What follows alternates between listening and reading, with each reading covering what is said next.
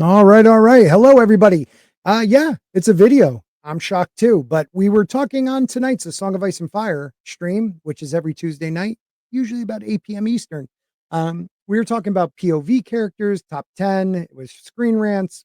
Didn't agree with them on a lot of them, but they talked about Davos.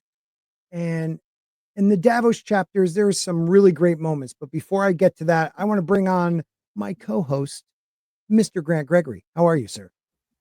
Doing good, mate. Doing good. Happy to be here for a members exclusive. Is this? What is this? It's going to be a members exclusive for like a day and then go public. Yep. So for Something those like that. members who are seeing it right now, hello. Hello, members. We just got about what? Like, I think 12 tonight. So 12, 12 new 13, yeah. members. So we wanted to give you guys something. I am going to be giving members a bunch of new streams where I'm playing this new Game of Thrones Kings Road game. It'll be fun. But let's get to it. And if you're new here after the fact, please like, share, and subscribe. But we were talking about Davos, and in some of Davos's chapters, I feel like we learn some of the biggest revelations about certain characters, like the humanity of Stannis Baratheon. We think Stannis is just this, I'm iron, I don't bend, I break. But we learn that, yes, even though he cut off Davos's fingers, because he risked his life to save them during Robert's rebellion at Storm's End, he rose him to a lord. So we find that Stannis is a fair man and he's trying to save his lord from what he sees as, what would you say? Almost like the devil in Melisandre. Would you agree on that? Yeah, yeah. Definitely a usurper or something. Yeah. If not anything else, a parasite. Yeah. Good way of looking at it. So one of the best parts of Davos's storyline is when he ends up in White Harbor and the Freys are there. He gets captured. They want his head. Manderly is going to give him to him, going to chop off his head, put an onion in it, put it on a pike for all the world to see. And that's what they do. But dun dun dun, it was all a ruse. And they don't kill Davos because the Manderlys don't forget. The Manderlys don't forget who they are loyal to. And who is that, my friend? The North. The North. And who is the North? Everything that's not the South. The Starks of Winterfell. So this is chapter 29 in A Dance of Dragons. And this is Davos's part.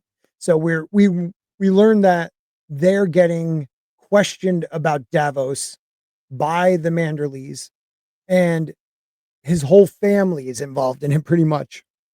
And they're really kind of speaking the truth. And Davos, says, my lord should take up a life of mummery, said Davos. You and yours were most convincing. Your good daughter seemed to want me dead most earnestly. And the little girl, Wyla, Lord Wyman smiled. Did you see how brave she was? Even when I threatened to have her tongue out, she reminded me of the debt White Harbor owes the Starks of Winterfell, a debt that can never be repaid. Wyla spoke from her heart, as did Lady Leona. Lady Leona's her mother, I believe. Forgive her if you can, my lord. She is a foolish, frightened woman, and Wylis is her life. Not every man has it in him to be a Prince Aemon the Dragon Knight or Simon Star Eyes, and not every woman can be as brave as my Wyla and her sister Winifred, who did know, yet played her own part fiercely. Sorry. When treating with liars, even an honest man must lie. I did not dare defy King's Landing, so long as my last living son remained a captive. Lord Tywin Lannister wrote me himself to say that he had Wylis. Okay, so Leona is Wylis's wife, and I think Wyla's mom, but I might be wrong. Let me know in the chat if you don't know. Grant? If you Yeah, know. I don't know, so I'll have to be talking to the chat then. All right. um, if I would have him freed unharmed, he told me I must repent my treason, yield my city, declare my loyalty to the boy king on the Iron Throne, and bend my knee to Roose Bolton, his warden of the North.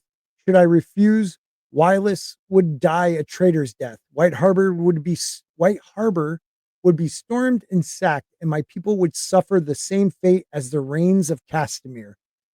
Grant, we know the rains of Castamere. Um, It's definitely a song that if I hear at a wedding, I'm gonna shit myself. and run as fast, like throw Hmm. people in front of you. Yeah.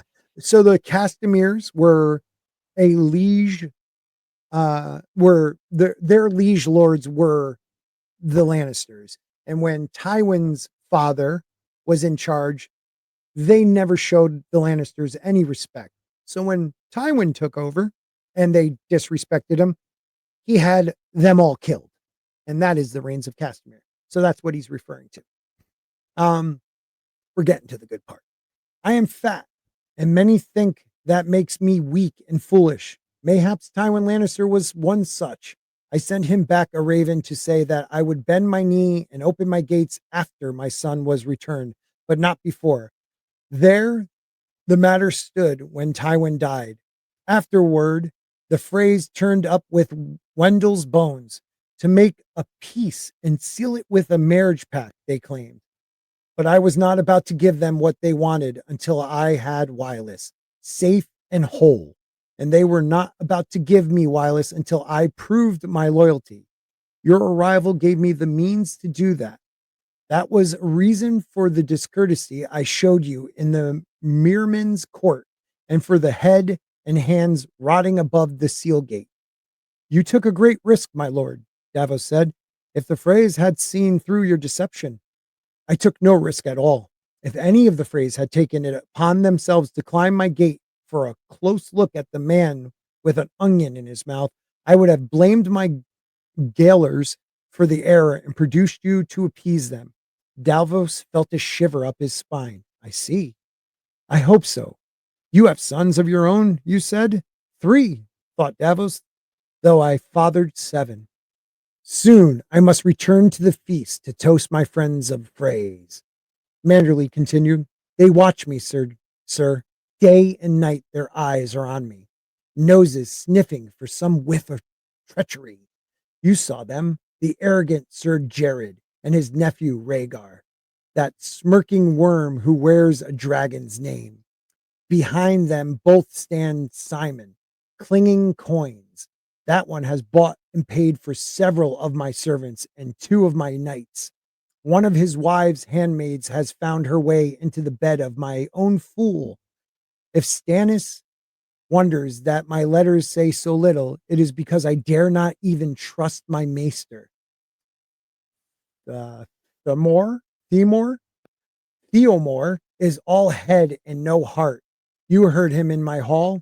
Maesters are supposed to put aside old loyalties when they do their chains, but I cannot forget that Theomore was born a Lannister of Lannisport and claims some distant kinship to the Lannisters of Casterly Rock. Foes and false friends are all around me, Lord Davos. They infest my city like roaches, and at night I feel them crawling all over me. The fat man's fingers coiled into a fist, and all his chins trembled. My son Wendell came to the twins as a guest. He ate Lord Walder's bread and salt and hung his sword upon the wall to feast with friends, and they murdered him. Murdered, I say, and may the phrase choke upon their fables. I drink with Jared. I jab with Simon. Promise Rhaegar the hand of my own beloved granddaughter, but I never think that means I have forgotten. The North remembers, Lord Davos. The North remembers, and the mummer's farce is almost done. My son is home. Boom. I'm sorry.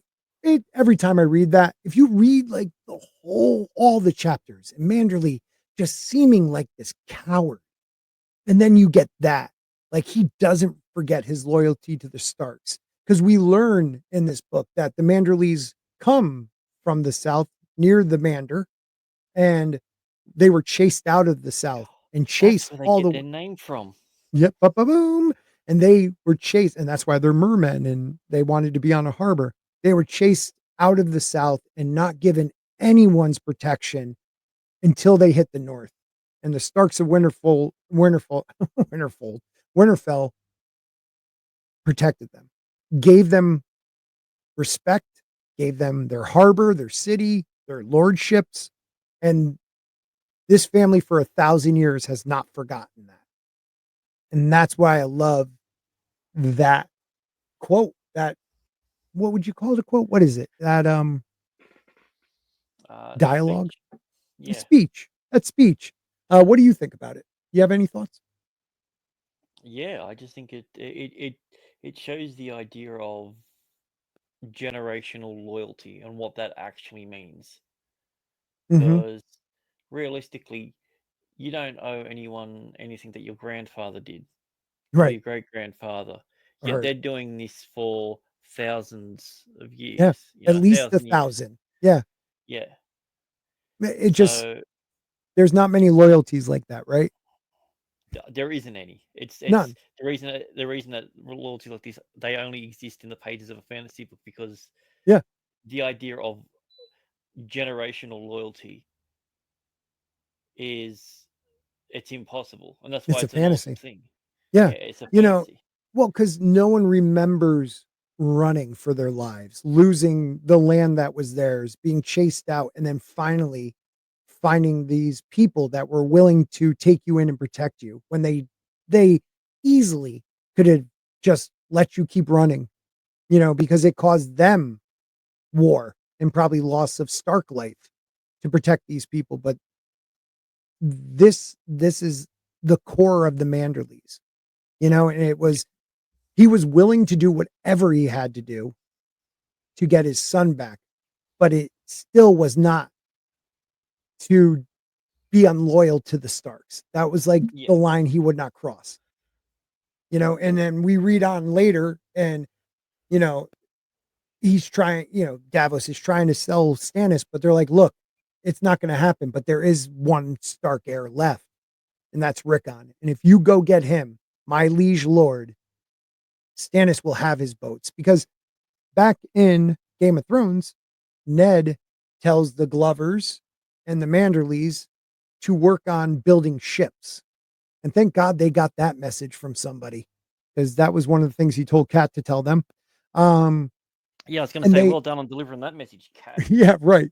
And we find out Robert or Robert Glover and Manderly, who always seemed like they're at odds ends and didn't like each other, have just been, again, a murmur's farce. And they've been building these ships for the North. And they're willing to give them to Stannis if they get their liege lord back, who is Rickon, who's a 3-year-old kid on an island of what we have heard cannibals and unicorns. Unicorns. So it's just one of the I mean, we're assuming that the unicorns themselves aren't cannibals with that statement, but I would think that they would be as well. Dude, that whole island's probably something like that.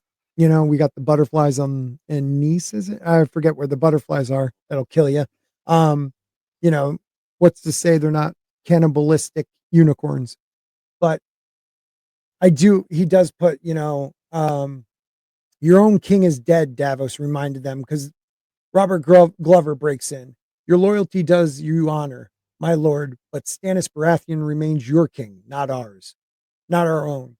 Your own king is dead, Davos reminded them, murdered at the Red Wedding beside Lord Wyman's our son. The young wolf is dead, Manderly allowed. But that brave boy was not Lord Edark's only son. Robet, bring the lad.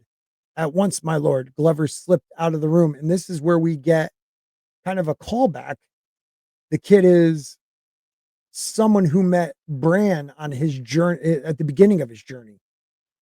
And it's just the way he just Wex is his name. The way, you know, George writes this whole chapter. It's one of my favorite chapters. Because this begins that whole topic of the North remembers. And I just think it's one of the best parts of this last book. And I hope it's a main focus of the Winds of Winter when we get it. That's all I had on it, my friend. Any last thoughts for you? No, dude, I think you nailed it. Everything I was gonna say, you brought up. So Yeah. Well, thanks for being here with me. Thank you to all the channel members. If you're, and again, when this goes public, if you're new here, please subscribe. And if you want to become a channel member, check the link below. I'll make sure there is one. I hope you all have a great night. Thank you, Grant. the North remembers. Yeah. Never forget. Where's the best place for content on the world of Ice and Fire? Right over there. See where I am pointing with my dagger? I just found Sporking News Podcast with me, Sporking.